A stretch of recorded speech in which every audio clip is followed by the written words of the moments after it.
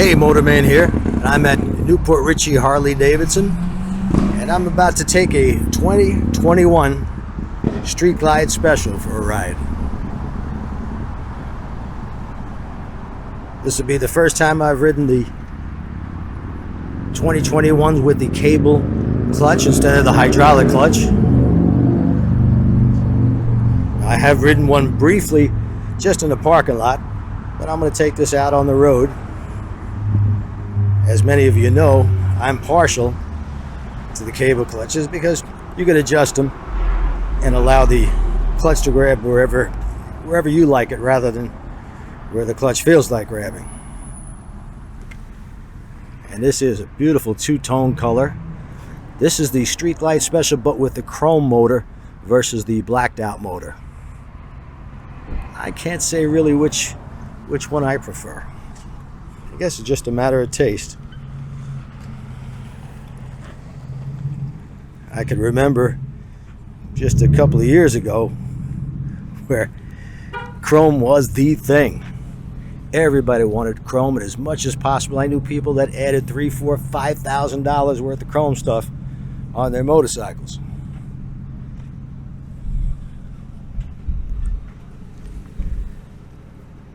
And I guess it goes through phases.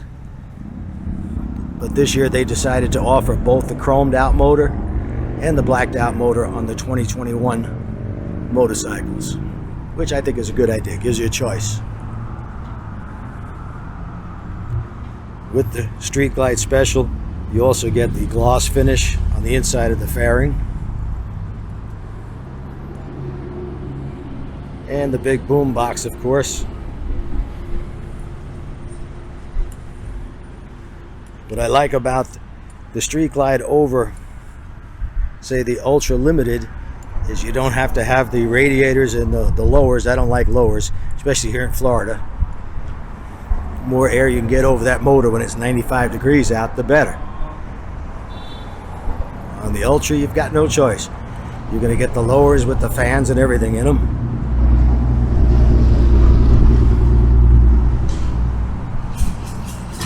Well, all right, we'll take it for a spin.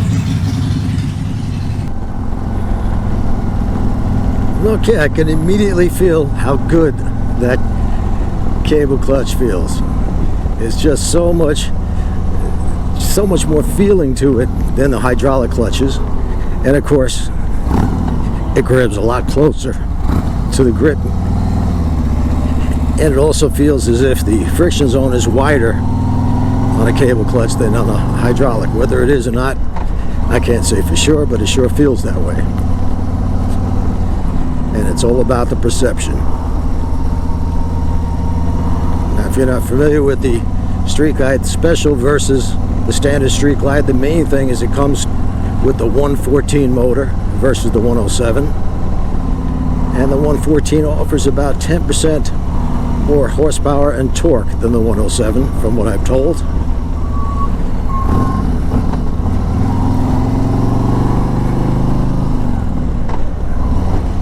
And all the new Harley touring bikes now just come with a toe shifter. I prefer to use a heel shifter, but I don't know if it was a cost-saving measure or what the story is, but of course you can still get the heel shifter as an option. But standard is just a toe shifter. Now the Street Glide has a 1-inch shorter rear suspension. Whether it be the Special or the standard Street Glide, it has a 1-inch shorter rear suspension, and that gives you a total of 2 inches of travel in the rear.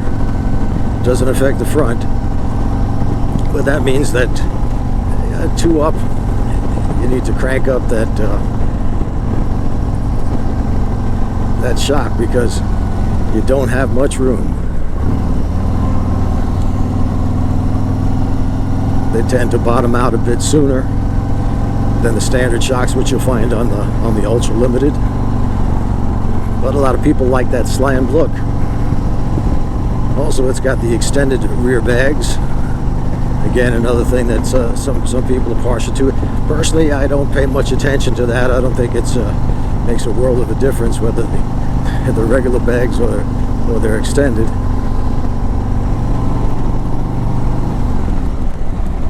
I believe that you could feel the seat of the pants. You could feel that the 114 is offering more torque than the 107. Not that the 107 is underpowered by any means, especially compared to years past. And of course the M8 motor, which came out in 2017, is definite difference from the 103 as far as smoothness and power. That's something that if you got on a 2015 or 2016 and then immediately got on this bike, you would say it's maybe it's got a stage 2 kit or something on it, because it is that much difference, and it allows much less vibration to come through. Not that the twin cam motors vibrated a lot, but there is a definite difference.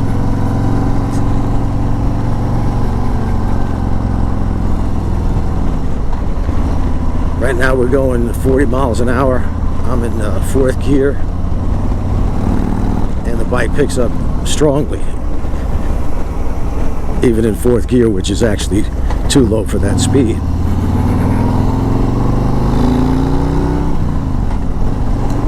When you give it a little throttle, it really moves out. They changed the seat on the Street Glide, I believe, in 2017. The seat is now narrower in the front, which makes it much easier for a person to get, a short person to get their legs closer to the ground. And also I believe they pushed it forward just a bit, probably an inch or so. Again, that will help shorter people. Won't help somebody like myself at 6'3". I identify as 6'3" today.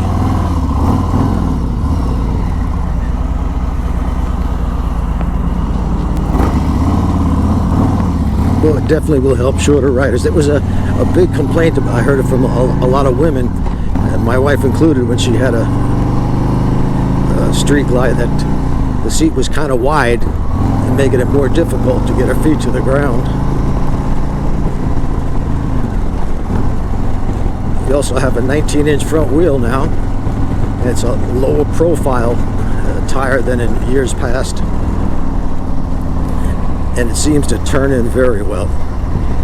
The steering is extremely light.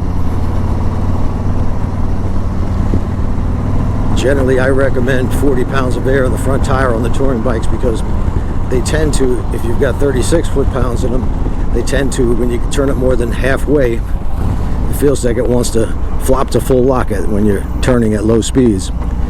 Then they recommend 36 pounds, and that may be fine now with the bigger tire or the thinner sidewall on the tire.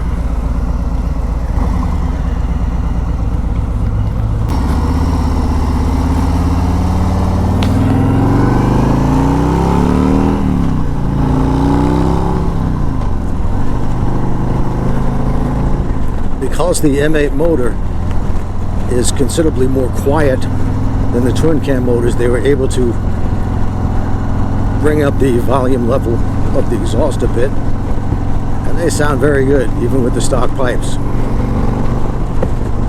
You hear more exhaust than motor when you're sitting on the seat here, and to me that's a good thing.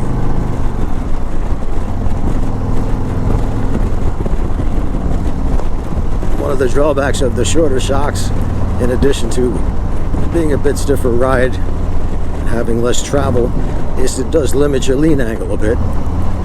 These bikes will still turn in less than 18 feet even with the shorter shock, but you will run out of lean angle a bit sooner than you would on, say, an Ultra.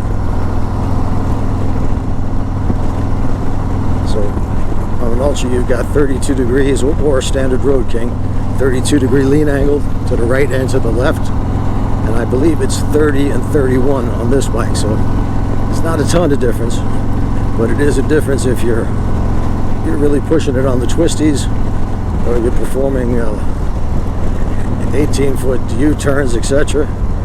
You'll notice right away that you'll hear it's usually the floorboard mount that it touches down first. you'll hear that scraping sooner than you would on the models with the 1 inch longer shock. You wouldn't think 1 inch would make a difference, but it actually does, no question about it.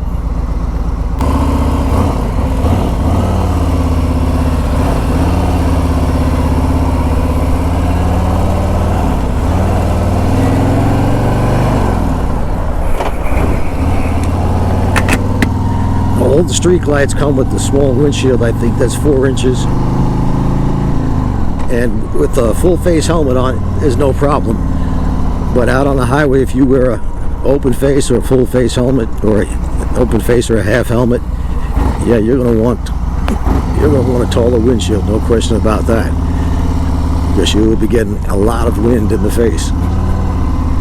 Depending on your height, I'd recommend 6-inch windshield. If you don't mind looking through the windshield, you can go even taller, but I prefer to look just over it, and I find a 6-inch windshield is ideal. Let's see the handling here a bit, test this. More than enough for the vast majority of riders out there, more than enough lean angle. And remember that Harley Davidson touring bikes, they are the most nimble of all the heavyweight touring bikes. Unless you put the Goldwing in that category. The Goldwing does have more, but I consider that more of a sport tour, especially the newer ones. They've got a 40-degree lean angle.